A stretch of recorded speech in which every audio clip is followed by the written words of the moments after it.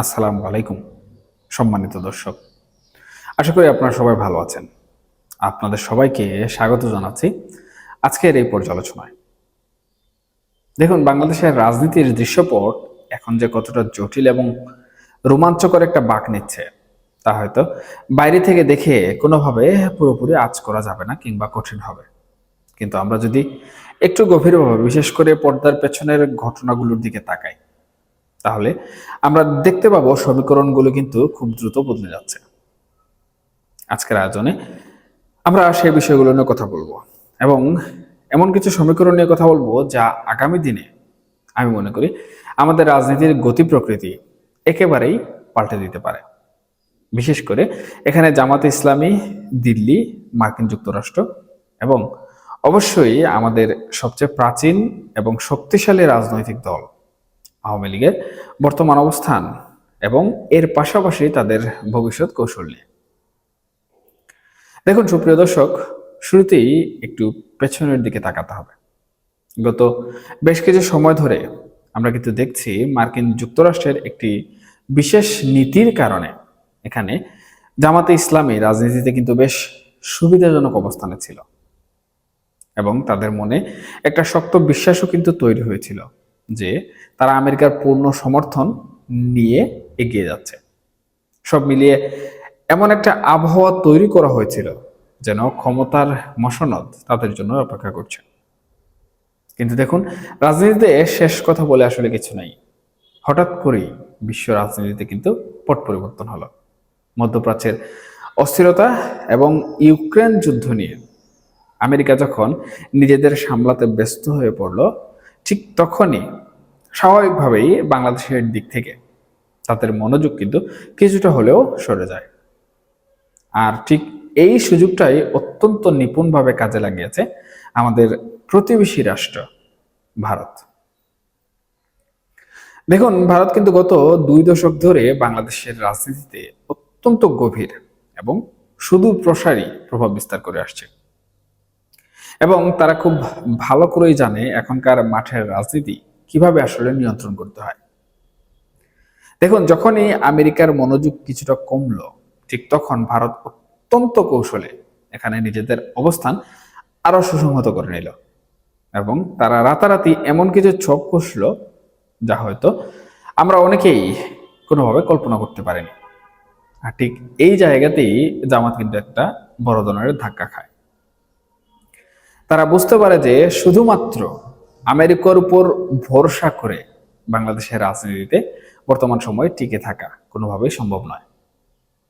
বিশেষ করে যখন তারা মাঝখানে কিছুটা চীনমুখী হওয়ার চেষ্টা করেছিল, তখন কিন্তু দিল্লি এই বিষয়টা মুঠেও ভালোভাবে নেয়নি এবং ভারতের এই নীরব মাথা ব্যথাটা জামাত খুব দ্রুতই কিন্তু আঁচ করতে পারে। এর ফলে কি ঘটলো? ফলে অস্তিত্ব টিকিয়ে রাখার স্বার্থেই তারা এখন দিল্লির সাথে একটা সমঝোতায় আসার জন্য মরিয়া হয়ে উঠেছে। সাম্প্রতিক সময়ে আপনারা হয়তো খেয়াল করেছেন, ভারতীয় রাষ্ট্রদূতের সাথে জামাতের শীর্ষ নেতাদের বেশ একটা দহরম মহরম কিন্তু চলছে।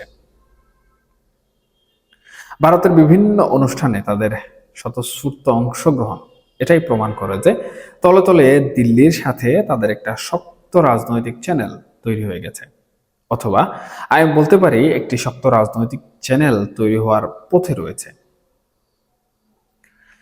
এবার আসুন বর্তমান সরকারের ভেতরের অবস্থাটুকু একটু বিশ্লেষণ করি। দেখুন, বর্তমানে যিনি সরকার প্রধানের চেয়ারে বসে আছেন, মাননীয় প্রধানমন্ত্রী জনাব তারেক রহমান, তার দিকে একটু সতর্ক দৃষ্টিতে আমরা যদি তাকাই, তাহলে আমরা বুঝতে পারবো তিনি আসলে কতটা স্বাধীনভাবে কাজ করতে পারছেন। দেখুন, একজন প্রধানমন্ত্রীর চোখে মুখে যে আত্মবিশ্বাস কিংবা উচ্ছ্বাস থাকার কথা, তা কিন্তু তার মধ্যে একেবারে অনুপস্থিত। মনে হচ্ছে পেছন থেকে কেউ তার লাগাম শক্ত করে টেনে ধরে রেখেছে এবং তিনি চাইলেও নিজের মতো করে কোনো বড় ধরনের সিদ্ধান্ত নিতে পারছেন না। এর পেছনে একটা বিশাল বড় কারণ হলো বাংলাদেশের অর্থনীতি। দেখুন, আগের অন্তর্বর্তীকালীন সরকারের সময় ডক্টর মোহাম্মদ ইউনূস সরকারি কর্মকর্তা ও কর্মচারীদের বেতন ভাতা প্রায় দ্বিগুণেরও বেশি বাড়িয়ে দিয়ে গেছেন। শুনতে এখানে খুব ভালো লাগলেও এর ফলে রাষ্ট্রের কোষাগারে যে বিশাল চাপ তৈরি হয়েছে তা সামলানো আমি মনে করি এখন বর্তমান সরকারের জন্য রীতিমতো গলার কাটা হয়ে দাঁড়িয়েছে। বছরে প্রায় 1,20,000 কোটি টাকা অতিরিক্ত জোগাড় করা মানে প্রতি মাসে 10,000 কোটি টাকার বিশাল ধাক্কা। ডক্টর ইউনূস হয়তো এই দায়টা এড়িয়ে গেছেন, কিন্তু তারেক রহমানকে এখন এই পাহাড় সম অর্থনৈতিক চ্যালেঞ্জের মুখোমুখি হতে হচ্ছে। আর এই বিশাল চাপ সামলাতে গিয়ে সরকার যে আসলে কতটা দিশেহারা তা তাদের দৈনন্দিন কর্মকাণ্ড যদি আমরা একটু ভালোভাবে খেয়াল করি তাহলে সেখান থেকে কিন্তু স্পষ্ট বোঝা যায়। এর পাশাপাশি রয়েছে জুলাই সনদ থেকে শুরু করে আরো কিছু অভ্যন্তরীণ রাজনৈতিক ইস্যু। এসব মিলিয়ে আগামী 2 থেকে 3 মাস আমি মনে করি বিএনপির রাজনীতিতে একটা ভয়াবহ টালমাটাল অবস্থা তৈরি হতে যাচ্ছে। এমনকি দলের ভেতরের অবস্থা, অর্থনৈতিক অস্থিরতা এবং সাধারণ মানুষের পাহাড় সম প্রত্যাশা পূরণের ব্যর্থতা, সব মিলিয়ে পরিস্থিতি আমি মনে করি তাদের নিয়ন্ত্রণের বাইরে চলে যাওয়ার একটা প্রবল আশঙ্কাও কিন্তু নানাভাবে তৈরি হচ্ছে। কিন্তু এই যে অস্থিরতা, এই যে রাজনৈতিক শূন্যতা, এটা কি এমনি ছেড়ে দেওয়ার মতো বিষয়? মোটেও নয়। আর এখানে কিন্তু আসে সবচেয়ে গুরুত্বপূর্ণ পয়েন্ট। জামাত আসলে কিন্তু বোকা নয়, তারা কিন্তু খুব সতর্কতার সাথে পরিস্থিতির উপর নজর রাখছে এবং তারা অপেক্ষা করছে কখন বিএনপির এই টালমাটাল অবস্থা চূড়ান্ত রূপ নেয়। কারণ তারা অতীতের ভুলগুলো আর করতে চায় না, তারা চায় এই ঘোলা জলে প্রকৃতপক্ষে নিজেদের অবস্থান শক্ত করতে। তবে তারা কিন্তু এটাও খুব ভালো করে জানে যে বাংলাদেশের রাজনীতিতে যদি শক্ত কোনো খুঁটি ধরতে হয় তবে আওয়ামী লীগের চেয়ে সুসংগঠিত শেকড় সন্ধানী এবং অভিজ্ঞ রাজনৈতিক শক্তি বাংলাদেশে আর দ্বিতীয়টি কিন্তু নেই। এখন এই যে তাদের একটি বুধ শক্তি, এই যে তাদের একটি নিজস্ব বিশ্লেষণ, এই বিশ্লেষণ থেকে কিংবা আওয়ামী লীগের এই যে একটি অনুপস্থিতিতে দাপট, এটাই কিন্তু রাজনীতির মধ্যে বর্তমান সময়ে একটি বিশাল মেরুকরণ তৈরি করার সম্ভাবনা রাখছে। দেখুন সুপ্রিয় দর্শক, আমরা যদি ইতিহাসের দিকে তাকাই তাহলে দেখব বিভিন্ন সময় কিন্তু কৌশলগত কারণে আওয়ামী লীগের সাথে জামাতের এক ধরনের পরোক্ষ রাজনৈতিক সমঝোতা বা ছাড় দেওয়ার কিন্তু নজির রয়েছে, যা বিএনপির সাথে আমরা সেভাবে কখনো দেখিনি কিংবা সেভাবে আসলে হয়ে ওঠেনি। আওয়ামী লীগ সবসময় কিন্তু তাদের রাজনৈতিক দূরদর্শিতা প্রমাণ দিয়ে এসেছে। দলের নেত্রী এবং আওয়ামী লীগের নীতি নির্ধারকরা খুব ভালো করে জানেন কখন কোন দিকে চালটা দিতে হয়। বর্তমানে আওয়ামী লীগ হয়তো দৃশ্যত একদমই নীরব বা কিছুটা নীরব, কিন্তু তাদের রাজনৈতিক শেকড় এতই গভীরে যে চাইলেই কিন্তু তাদেরকে কোনোভাবেই মুছে ফেলা সম্ভব নয়। জামাত যদি বুঝতে পারে যে বর্তমান সরকারের পতন অবশ্যম্ভাবী বা তারা রাষ্ট্র পরিচালনায় পুরোপুরি ব্যর্থ হবে, তবে তারা নিশ্চিতভাবেই একটি নতুন রাজনৈতিক মেরুকরণের দিকে হাঁটবে। আর সেই মেরুকরণে যদি আওয়ামী লীগের তরফ থেকে কোনো কৌশলগত সবুজ সংকেত আসে কিংবা তলে তলে এমন কোনো রাজনৈতিক ছক তৈরি হয় যেখানে উভয় পক্ষই একে অপরকে কিছুটা ছাড় দেবে, তবে বাংলাদেশের রাজনীতির আমি মনে করি পুরো হিসাব নিকাশ এক নিমিষে কিন্তু পাল্টে যেতে পারে। দেখুন সুপ্রিয় দর্শক, আওয়ামী লীগ কিন্তু সবসময় প্রমাণ করেছে যে দেশের চরম ক্রান্তি লগ্নে কিংবা রাজনৈতিক অচল অবস্থায় তারাই সবচেয়ে কার্যকর ও বলিষ্ঠ সিদ্ধান্ত নিতে পারে।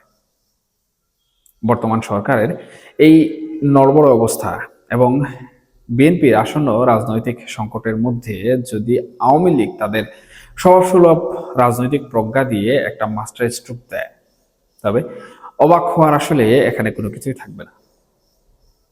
জামাত দিল্লির মন জয় করার পাশাপাশি যদি ভেতরে ভেতরে আওয়ামী লীগের সাথেও কোনোভাবে একটা উল্লেখিত সমীকরণে পৌঁছে যেতে পারে তাহলে রাজনীতিতে এমন একটা পরিবর্তন আসবে বা রাজনীতি এমন একটা রূপ নেবে যা হয়তো কোনো রাজনৈতিক বিশ্লেষণই কাজে আসবে না বা কোনো রাজনৈতিক বিশ্লেষকই কল্পনা করতে পারবেন না। দেখুন, আওয়ামী লীগের এখানে কিছু কন্ডিশনও থাকতে পারে, কিংবা আওয়ামী লীগের বর্তমান যে রাজনৈতিক দৃশ্যপট, সেই দৃশ্যপটটা দেখে কিন্তু মনে হচ্ছে যে জামাত আওয়ামী লীগের সব থেকে বড় শত্রু বা রাজনৈতিক প্রতিপক্ষ। কিন্তু বাংলাদেশের রাজনীতির যে ইতিহাস রয়েছে সেই ইতিহাস অনুযায়ী কিন্তু এই বিষয়টি আসলে খুব একটা সত্য না। 2024 সালের 5 আগস্টে যে আওয়ামী লীগের পতন হয়েছে, সেই আওয়ামী লীগ আর বাংলাদেশের রাজনৈতিক আওয়ামী লীগ কখনোই কিন্তু এক নয়। আওয়ামী লীগের অবশ্যই ব্যর্থতা আছে, আওয়ামী লীগের দেশ পরিচালনা করতে গিয়ে অবশ্যই খারাপই আছে, যার কারণে আওয়ামী লীগ সরকারের এরকম পতন হয়েছে। তবে এখানে যে শুধুমাত্র জামাতকে এককভাবে চ্যাম্পিয়ন হিসেবে দেখানো হচ্ছে, এটা জামাত মনে করছে তাদের জন্য খুবই উপকারী কিংবা তাদের জন্য ভালো। কিন্তু এখানে একটি সূক্ষ্ম কৌশল রয়েছে, এবং সেই কৌশলই হচ্ছে বিএনপির কৌশল। দেখুন, জামাত যদি এতই ক্ষমতাধর হতো, এতই শক্তিধর হতো, তাহলে বাস্তবতা বলছে এই যে বিগত যে জাতীয় সংসদ নির্বাচন গেল, সেই জাতীয় সংসদ নির্বাচনে শুধুমাত্র ফেসবুক স্ট্যাটাস কিংবা ফেসবুক কমেন্ট সেকশনে নয়, জামাত এখন সরকার দলে থাকতো এবং বিএনপি বিরোধী দলে থাকতো। কিন্তু প্রকৃতপক্ষে আমরা কি দেখলাম? আমরা দেখলাম প্রশাসন, নির্বাচন এবং মাঠের হিসাব সম্পূর্ণ ভিন্ন, এবং বর্তমান সময়ে বিএনপি সরকার গঠন করে দেশ পরিচালনা করছে। সুতরাং এই যে একটি ক্রেডিট দেওয়া, এটি আমি মনে করি রাজনীতির পর্দার আড়ালে জামাতে ইসলামকে মাইনাস করার একটি বড় নীল নকশা। এবং জামাতে ইসলাম হয়তো সেই মাইনাস ফর্মুলায় কখন যে নিজেরাই মাইনাস হয়ে গেছে সেটা আসলে তারা টেরও পায়নি, এমনকি এখনো তারা হয়তো আন্দাজ করতে পারছে না। সুতরাং এই যে একটি ফর্মুলা, এই ফর্মুলায় জামাত যেন কোনোভাবে কৌশলগতভাবে এরা বাংলাদেশের রাজনীতির মঞ্চ থেকে নিঃস্ব না হয়ে যায়, হারিয়ে না যায়, এর জন্য তাদেরকে কিন্তু একটি শক্ত খুঁটি ধরে রাখতে হবে।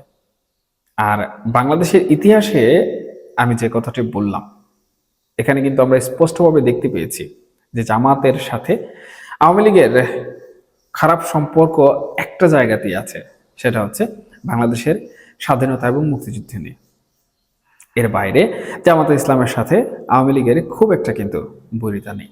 অথচ অন্তর্বর্তীকালীন সরকার থেকে শুরু করে এখন পর্যন্ত বিএনপির সাথে যে পরিমাণ দূরত্ব জামাতে ইসলামের তৈরি হয়েছে, তাতে এটি কিন্তু কোনোভাবেই মীমাংসা হবে না এবং হওয়ার সম্ভাবনা। এখন জামাত বিভিন্নভাবে হুমকি দুমকি দিচ্ছে, বিভিন্নভাবে রাজনীতির পরিবেশ উত্তপ্ত করার চেষ্টা করছে। সুতরাং তাদেরকে মাইনাস করে রাখা বা নীরব করে রাখাই কিন্তু সরকার দলের বা ক্ষমতাসীন দলের একমাত্র লক্ষ্য বা টার্গেট হবে। কারণ একদিকে নানা ধরনের চ্যালেঞ্জ এবং জটিলতা, অন্যদিকে রাজনৈতিক স্থবিরতা, এই সব কিছু কিন্তু একটি রাজনৈতিক দলের পতনের পেছনে মুখ্য ভূমিকা রাখে। এবং বিএনপি কখনোই চাইবে না যে তারা 5 বছরের পূর্বে গদিচ্যুত হোক। এবং এই বিষয়টি কিন্তু বর্তমান সময়ে জামাতে ইসলাম খুব ভালো করে আন্দাজ করতে পারছে এবং বুঝতে পারছে, যার কারণে তারা দিল্লির পাশাপাশি আওয়ামী লীগের সাথেও কিন্তু লবিং করার চেষ্টা করছে। এবং এই লবিটি যদি শক্ত এবং মজবুত হয়ে যায়, তাহলে এখানে যেমন জামাতে ইসলামী লাভবান হবে, ঠিক একইভাবে আওয়ামী লীগের লাভের পাল্লাও কিন্তু ভারী হবে। দেখুন, বর্তমান সময়ে দেশের যে অভ্যন্তরীণ রাজনীতি, সেই অভ্যন্তরীণ রাজনীতিতে জামাত এবং এনসিপি যদি আওয়ামী লীগকে প্রতিহত না করে, তাহলে আওয়ামী লীগ কিন্তু খুব স্বাভাবিকভাবেই রাজনীতির মাঠে যেভাবে ধীরে ধীরে পুশিং করছে, তাতে তাদের রাজনীতির মাঠে অলিখিতভাবেই ফিরে আসাটা সময়ের ব্যাপার। এখন জামাতে ইসলামের সাথে যদি আওয়ামী লীগের তলে তলে একটি সুসম্পর্ক গড়ে ওঠে, তাহলে তাদেরকে প্রতিহত করার জন্য রাজনৈতিক শক্তি থাকবে সরকার দল, এবং সরকার দল যদি তাদেরকে প্রশাসন দিয়ে, আইন কানুন দিয়ে, অর্থাৎ বিগত আওয়ামী লীগের শাসন আমলে যেভাবে বিরোধী দলকে দমন করার প্রসেস আমরা দেখেছি, সেই প্রসেস ফর্মুলা আয়ত্ত করার চেষ্টা করে, তাহলে এই সরকার কিন্তু আন্তর্জাতিকভাবে ব্যাপক পরিমাণে প্রশ্নবিদ্ধ হবে। এবং আন্তর্জাতিকভাবে গণতন্ত্রের রক্ষক যখন ভক্ষকে পরিণত হয়, তখন কিন্তু সেই গণতন্ত্রের রক্ষকের পরিণতি খুব একটা ভালো হয় না। এবং এটাই হচ্ছে বাংলাদেশের রাজনীতির নতুন মেরুকরণের একটি গুরুত্বপূর্ণ রকেট সায়েন্স। এবং এই ফর্মুলায় বাংলাদেশের রাজনীতি ভবিষ্যতে আরো বেশি চাঙ্গা হতে চলেছে। এখানে আরেকটি গুরুত্বপূর্ণ কথা বলে রাখা উচিত, সেটি হচ্ছে আওয়ামী লীগ এবং বিএনপি বাংলাদেশের বৃহৎ দুটি রাজনৈতিক দল এবং তারা কিন্তু চিরপ্রতিদ্বন্দ্বী। এখন হয়তো সময়ের প্রয়োজনে দেখা যাচ্ছে তাদের রাজনীতির মধ্যে এক ধরনের অলিখিত সমঝোতা তৈরি হয়ে আছে বিভিন্ন জায়গায় আঞ্চলিকতার স্বার্থে, কিন্তু এই দুই শক্তি কিন্তু কখনোই নিজেদের মধ্যে কোনো আপোষ করে না। বরঞ্চ তারা তাদের যে রাজনৈতিক বিরোধ রয়েছে সেই রাজনৈতিক বিরোধের মাধ্যমে বাংলাদেশের বৃহৎ রাজনৈতিক দল হিসাবে নিজেদের আধিপত্য ক্ষমতা সবসময় টিকিয়ে রাখার চেষ্টা করে। এক্ষেত্রে বিএনপির চরিত্র যেমন, আওয়ামী লীগ চরিত্রও কিন্তু ঠিক একই রকম। সুতরাং এই যে পর্দার আড়ালের গোপন সমঝোতা, এই সমঝোতাগুলো কিন্তু বর্তমান সময়ে বেশ আলোচনার তুঙ্গে রয়েছে। এবং এই সমঝোতাগুলো যদি ঘটে যায়, এই পর্দার আড়ালের ঘটনাগুলো যদি সম্পূর্ণভাবে বাস্তবিকভাবে রাজপথে চলে আসে, রাজনীতির অন্দরমহলে ঢুকে যায়, তাহলে বাংলাদেশের রাজনীতির নতুন মেরুকরণ আমরা খুব সহজেই এবং খুব স্বাভাবিকভাবেই দেখতে পাবো। এখন আওয়ামী লীগ বর্তমান সময়ে নীরব আছে তাদের কৌশলগত কারণে। তারা চায় না কোনোভাবেই তাদের বর্তমান যে পরিবেশ রয়েছে দেশের জনগণের কাছে তাদের যে ভাবমূর্তি, সেই ভাবমূর্তি নষ্ট হোক। এবং এই ভাবমূর্তি ধরে রেখেই কিন্তু বাংলাদেশের রাজনীতিতে ফিরে রাখার প্রয়াস চেষ্টা আওয়ামী লীগ করে যাচ্ছে।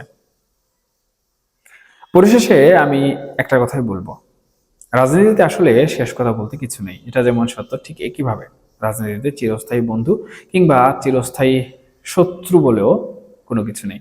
এখানে যা আছে তা সবই স্বার্থ। সুতরাং স্বার্থের কারণে রাজনীতির মধ্যে নতুন মেরুকরণ সৃষ্টি হতে পারে, নতুন বন্ধুত্ব সৃষ্টি হতে পারে, নতুন শত্রুতারও সৃষ্টি হতে পারে। এবং এই সব কিছুই বর্তমানে বাংলাদেশের রাজনীতির দৃশ্যপটে উপস্থিত রয়েছে। আমি আশা করছি দেশের জনগণের স্বার্থে বাংলাদেশের রাজনীতির নতুন মেরুকরণ জনগণের জন্য সুফল নিয়ে আসবে। সবাই ভালো থাকবেন, সুস্থ থাকবেন, অবশ্যই নিরাপদে থাকবেন। আল্লাহ হাফেজ।